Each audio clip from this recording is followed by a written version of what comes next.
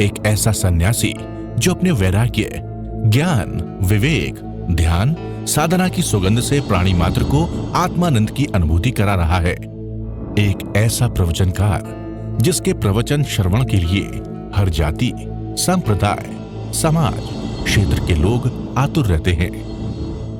एक ऐसा आत्मार्थी संत जो श्रमण संस्कृति की लौ को भौतिकता की चकाचौंध में भी निरंतर प्रज्वलित रखने हेतु संकल्पित है। एक ऐसा आध्यात्म योगी जो अपनी ध्यान साधना के द्वारा पूरे विश्व को सुख, शांति, समृद्धि का मार्ग दिखा रहा है। एक ऐसा महासाधक जो भारतीय ऋषि परंपरा को पुष्ट रखते हुए साधनारत है। एक ऐसा समाज सुधारक जो अपनी परंपराओं के निर्वहन के साथ सामाजिक विसंगतियों, कुरीतियों, आडंबरों पर वैज्ञानिक तरीके से प्रहार कर रहा है। ऐसे महान व्यक्तित्व का नाम है आचार्य सम्राट पूज्य श्री शिव मुनि जी महाराज साहेब। कर्म काटने हैं अनंत अनंत काल के जन्म, पता नहीं कौन से जन्म आगे आएंगे, और ये कर्म काटने का, क्षय करने का अति उत्तम अवसर मिला है। पंचम काल में अवसर मिला है, इसको यूं ही गंवाना मत। भीतर एक आह्लाद, एक आनंद, एक उल्लास का भाव, एक एक क्षण के प्रति आनंद का भाव कि मुझे अवसर मिल गया, प्रभु की कृपा मिल गई। कैसे प्रभु देश ना देते। अनंत करुणा, अनंत मैत्री से भरा हुआ एक एक शब्द हमारे भीतर जा रहा है। शासन देवों की कृपा, अरहंत राधिका, वितराग साधिका, निशा जी का अथक श्रम, हमें सब कुछ बैठे बैठे मिल गया। क्या परिश्रम किया। महावीर के जीवन को देखो, तीर्थंकरों के जीवन को देखो। राजकुमार थे, राजा महाराजा थे, सब कुछ छोड़ करके जंगल में चले गए और एकत्व को जिया। इस साधना में आपको एकत्व काम आएगा। आप सुन रहे हैं, अकेले यदि आपने किसी की तरफ देखा, उसके वस्त्र कैसे हैं, वो कैसे बैठा है, वो ध्यान कैसे कर रहा है, वो कैसे खाना खा रहा है, वो कैसे चल रहा है, वो कैसे कर रहा है, तो वो विचार आपके मन के साथ जुड़ करके आपको टिकने नहीं देंगे। वही विचार जब आप ध्यान करेंगे, वो व्यक्ति, वस्तु, स्थान आ जाएंगे और आपका ध्यान खंडित कर देंगे। इसलिए बहुत कठिन है। बार बार कहा जाता है, कोई समाचार सुनना नहीं, पढ़ना नहीं, लिखना नहीं, देखना नहीं, कुछ नहीं करना। आज जो कुछ भी पढ़ा है, ये मन भूत या भविष्य की ओर ले जाएगा। पहले ही बहुत विचार पड़े हैं। मन कहाँ कहाँ ले जाता है, कभी भूत में ले जाता है, कभी भविष्य में ले जाता है। वर्तमान क्षण इनमें खनंग व्यानिया, खनंग जाना ही पंडिये, ये भगवान महावीर की वाणी का सूत्र है। ये क्षण, ये अवसर, अमूल्य अवसर आपका जो मिला है, इसको जीव की यात्रा में लगा दे। हर श्वास में मैं जीवात्मा, सुख जीव में है और कहीं सुख है ही नहीं। आपने आज तक सुख कहाँ ढूंढा? पुद्गल में ढूंढा। पुद्गल कौन? जिसका आकार है, चाहे वो शरीर है, चाहे वो आपका परिवार है, आप परिवार के हिस्से हैं। आज तक आपने किसको जाना? देखिए, पूरा जीवन जब से जन्म हुआ अभी तक आप माता हैं, पिता हैं, बहन हैं, भाई हैं, पति है, पत्नी है, गुरु है, शिष्य है, मित्रगण है। उसको अपना माना, नाम को अपना माना। मैं शिव मुनि, मैं संत, मैं ऊंचा संत, मैं ऐसा संत। इसको मान करके कुछ भी करोगे तो वो निर्जरा नहीं होगी। शिव मुनि के भीतर, आपके भीतर, जो देह के भीतर जो जीवात्मा है, उसको महत्व देना। भेद कर दीजिए, भेद की जगह भेद और अभेद। ये साधना बहुत गहरी है, सूक्ष्म की साधना है। जब लगे अपना व्यक्ति, वस्तु, स्थान बीच में बाधा बन रहा है। आप अपने नाम को, पद को, यश को, सम्मान को, मेरे विचार, मेरी परंपरा, मेरी धारणा, मैं स्थानकवासी, मैं कट्टर स्थानकवासी, मैं कट्टर तेरापंथी, ये सब छोड़ दो। कुछ नहीं, ये सब व्यवहार की दृष्टि है। केवल मैं जीवात्मा, कोई परंपरा, कोई रीति, कुछ नहीं। यदि आपने सिद्धालय के मार्ग पर जाना है, यदि आपने शुद्ध वीतराग साधना करनी है, यदि आपने अरिहंत पद को प्राप्त करना है, यदि आपने घनघाती कर्म क्षय करने हैं, यदि आपने मोहनीय कर्म और मिथ्यात्व को क्षय करना है, पहले तो मिथ्यात्व क्षय होगा तो जड़ और जीव का भेद हो जाएगा। ये मिथ्यात्व ही है तो देह के प्रति आकर्षण। मैं देह हूँ, मेरा नाम, पद, यश, मेरा कुल, मेरी परंपरा, मेरी धारणा, मैं पिता, मैं माँ, मैं गुरु, मैं शिष्य, इसमें अटके हुए हैं। मेरा गुरु, मेरी परंपरा, हम किसी का विरोध नहीं करते, पर मेरा मेरा छोड़ो। तो ध्यान था मेरा मेरा मेरा। वो 3 बेसिक ध्यान बहुत महत्वपूर्ण है। पहले सोहम, सब में शुद्ध आत्मा के दर्शन कीजिए। देह दृष्टि को भूल जाइए कि मैं देह हूँ, देह मिला है मुझे, पर देह के भीतर जो जीव आत्मा है, मैं जीवात्मा, उसको महत्व देना है, उसके साथ रहना है, बार बार बार बार प्रयत्न करना है, बार बार उसमें जीने का प्रयास करना है। बहुत समय लगेगा, अनादिकाल का मिथ्यात्व टूटने में अवसर है। आपको स्वर्णिम अवसर मिला है। आप गंभीर साधक हैं, फिर वो घर चले जाएंगे। यदि आपके पास समय है, 10 दिन पूरे कर लीजिए। पता नहीं फिर अवसर मिले कि ना मिले, क्या स्थिति आए, कैसे साधना आगे बढ़ती चली जाएगी। देखिए, जैसे पहला दिन तो मन टिकता ही नहीं, दूसरे में लगता है, तीसरे में थोड़ा सा आती है, फिर जाने की तैयारी हो जाती है। जैसे आप आगे बढ़ोगे तो आपका दृढ़ता से मन लगने लगेगा।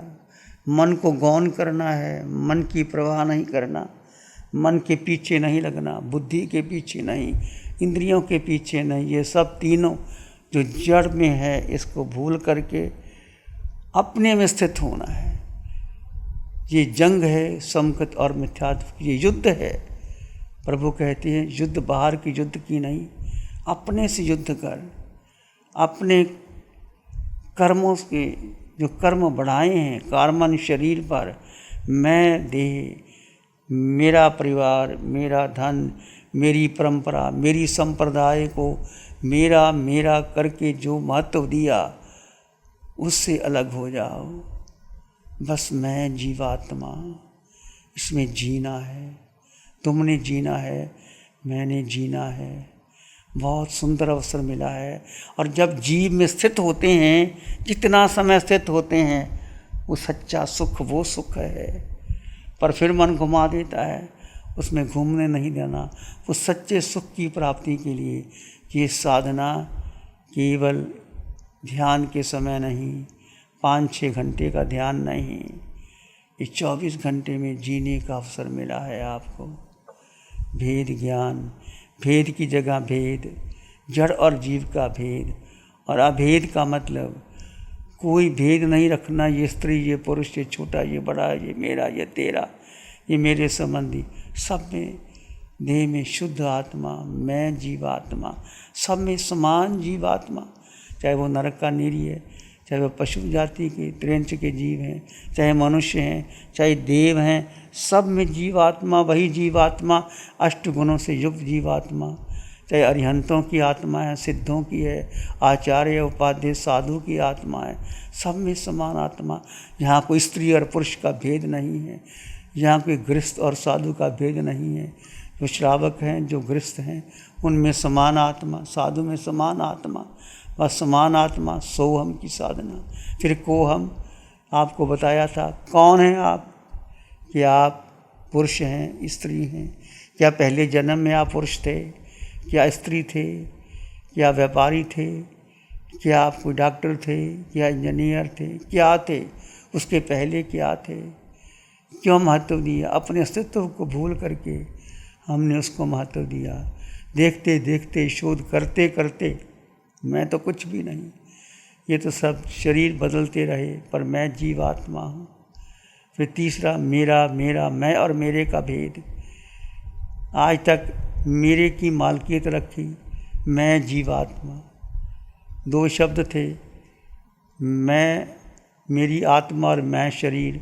ये वाक्य गलत, ये मिथ्यात्वियों का, संसारी का वाक्य है, समकृत्वी का, सत्य का वाक्य है। मैं आत्मा और मेरा शरीर। जो मेरा मेरा मेरा है वो निश्चित छूटेगा, वो अंत होगा। बस अपने में जीना है, भेद विज्ञान की साधना को बढ़ाना है, खुली आंखों से भेद ज्ञान रखना है। एक आत्मा को जानो, आत्मा को समझो, आत्मा में रुचि रखो, तो आप निश्चित सुखी हो। क्योंकि सुख आत्मा में अष्ट गुणों का स्मरण बार बार करो। अनंत ज्ञान, ज्ञान आपके भीतर है। अनंत दर्शन, दर्शन आपके पास है। अनंत शक्ति, शक्ति आपके पास। अनंत सुख आपके पास है। आत्मा का वजन नहीं, आत्मा का आकार नहीं, तुम आत्मा हो। आत्मा ने अन्न का दाना अभी तक ग्रहण नहीं किया, पानी की बूंद नहीं पी। ये सब शरीर ने जो कुछ किया, आत्मा को कुछ चाहिए नहीं। इसलिए सुख शक्ति आत्मा में है। ये जाएगी मोक्ष तो आत्मा ही जाएगी और कोई नहीं जाएगा। सच्चे बुद्धिमान तो एक ज्ञान स्वरूप आत्मा को सुख तथा शांति का स्थान मानकर मोह का त्याग कर आत्मा पर प्रेम करते हैं। प्रेम करना तो अपनी आत्मा से करो और किसी से ना करो। पुण्य प्रकृति से प्राप्त हुए देवों के और मनुष्यों के सुख तो सूखी घास के समान है। हमने एक बार मनुष्य बन गए, देव बन गए, बहुत कुछ प्राप्त कर लिया, पर फिर भी हम वैसे के वैसे रहे। क्यों रहे? कि वो क्षणिक सुख मिले और वैसे के वैसे रह गए। पुण्य प्रकृति से प्राप्त हुए देवों और मनुष्यों के सुख तो सूखी घास के समान है।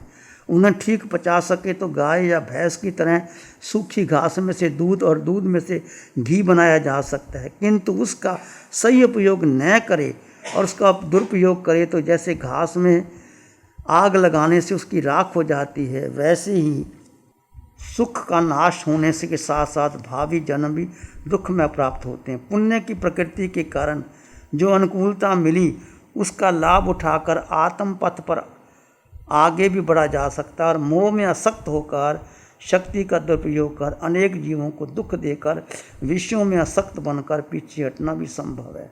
आश्चर्य की बात है कि अल्प बुद्धि वाले जीव मोह के घर के समान लक्ष्मी, स्त्री, शरीर, संपत्ति, संतति या जमीन जायदाद में सुख मान बैठे। सारे मनुष्य क्या चाहते हैं? मेरा धन बढ़ जाए, लक्ष्मी आ जाए, ये हो जाए, पर यह जीव परमार्थ बंधा हुआ नहीं है। फिर भी मोह पाश से भयभीत होकर तोते की तरह या बंदर की तरह अपने अज्ञान के कारण अपने को बंधा हुआ मानकर अधिक हैरान होता है। पंचक्की के एक हिस्से पर बैठ कर तोता मौज कर रहा था। उतने में पवन चक्की घूमने लगी। तोते को लगा कि मैं गिर जाऊंगा, अतः उसने उसे सीखचे को जोर से पकड़ लिया। तोते ने फलतः वह पंचक्की के साथ ऊंचे ऊंचे फिरने लगा। जैसे जैसे जोर से पकड़ता है वैसे वैसे अपने आप को उसके साथ ही जकड़ा रखता है। यदि उसे छोड़ दे तो शीघ्र ही उससे अलग हो सकता है, किंतु अपनी गलती से और छोड़ूंगा तो गिर जाऊंगा, उस अवास्तविकता भ्रम के कारण परेशान होता है। इसी तरह यह जीव भी मोह को और मोह के साधनों को ज्यों ज्यों पकड़ता है त्यों त्यों अधिक अधिक बांधता जाता है। तोते की भांति सही मुक्ति का उपाय तो ये है उसे सब छोड़ देना चाहिए, इसके सिवा जीव को छूटने का और कोई उपाय नहीं। दूसरा एग्जाम्पल दिया, सैकड़ों मुंह वाले बर्तन के हाथ डालकर बंदर ने उसमें रही हुई वस्तु से मुट्ठी भर ली, और बंदर ने किया अंदर डाल करके वो मुट्ठी भर ली। मुंह संकड़ा हो जाने की वजह से भरी हुई मुट्ठी बाहर नहीं निकाल सकी। अतः ज्ञान और मोह के कारण बंदर ने समझा कि किसी ने मुझे भीतर से पकड़ रखा है। वह चीख चिल्लाने लगा, परंतु मुट्ठी न खोलने के कारण वह वहाँ से सरक नहीं सका। उसके मालक को हाथों मार खानी पड़ी। मालक ने देखा कि वो मालक आया तो उसको मारने लगा। बंदर के छूटने का एक ही उपाय था कि मुट्ठी में भरी हुई वस्तु छोड़ दे। इसी प्रकार मोह में फंसे हुए मनुष्य जड़ क्षणभंगुर वस्तु को अपनी मानकर ममत्व की मुट्ठी में पकड़े रखते हैं और हैरान होते हैं, दुख भोगते हैं और अपने आप को बंधा हुआ किसी संबंधी के द्वारा पकड़ा गया मानते हैं। लेकिन बंदर की तरह अपने ममत्व की मुट्ठी खाली कर दे, छोड़ दे तो वे मुक्त हो जाते हैं। अपना अज्ञान और अपने मोही जीव को बंधन में डालता है। इसके अलावा दूसरा कोई रखने वाला नहीं है। तो अपने मोह के कारण ही व्यक्ति को दुखी होता है। मोह के कारण सारा संसार मोह में जकड़ा हुआ है। मोह के कारण जीव इतनी हिंसा करता है, दुख उठाता है, और यदि मोह ना करे तो वो सुखी हो सकता है।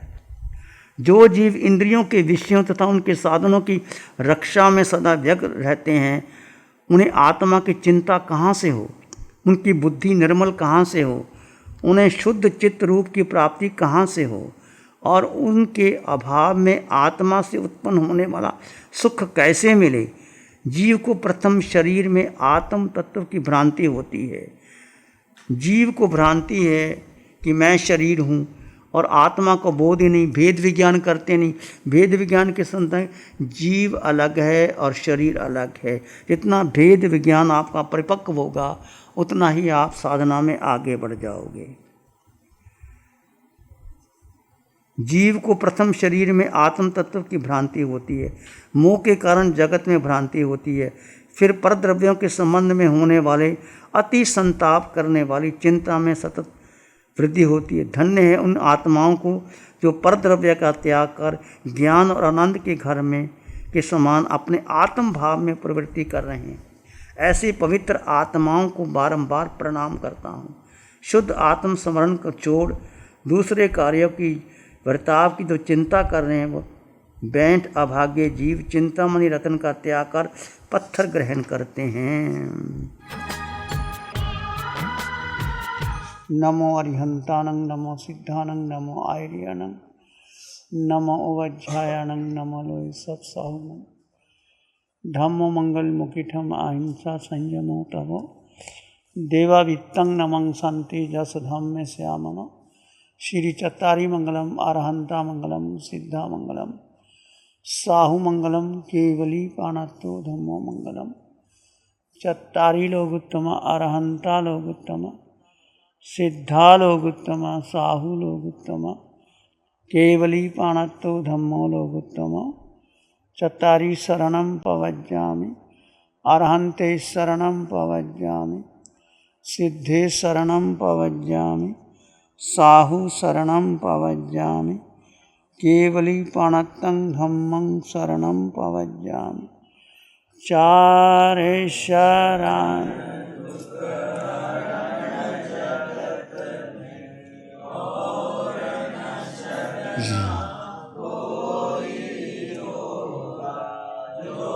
भव्य प्राणी